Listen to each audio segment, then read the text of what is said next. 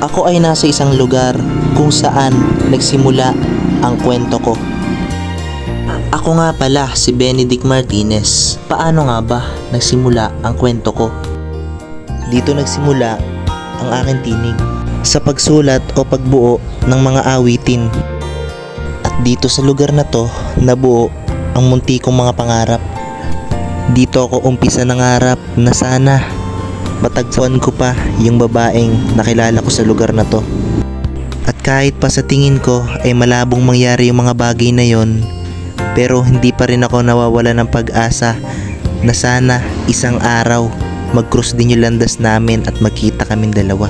Sa kaparaanan na ang kapalaran ang maglalapit sa amin. Sariwa pa rin sa aking kaisipan ang masasaya naming nakaraan at kahapon. Mapalungkot man o mapasaya, kasama ko siya. Minsan napatanong ako, nasan ka na nga ba ngayon? Ayokong isipin na magiging alaala na lang ang lahat sa atin. Palagi akong nasa lugar kung saan tayo madalas pumupunta at tumatambay. Pero bakit ganon? Para may kulang pa rin.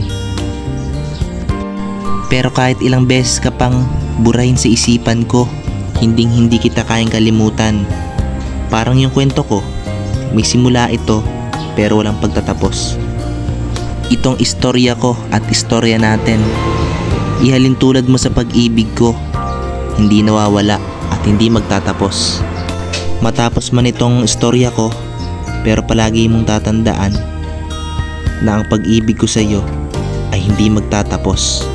Sige na, dito na magtatapos ang istorya ng kabanata ng isang binata bago pa ako maiyak. Minsan, may mga tao talagang itinakda para pasayahin tayo. At minsan sa buhay natin, may mga taong darating at sa huli aalis din.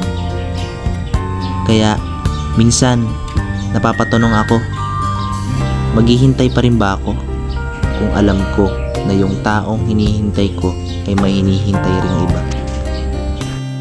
Sana balang araw dumating na yung babaeng laman ng aking awit. Dito na nagtatapos ang istorya ni Benedict Martinez.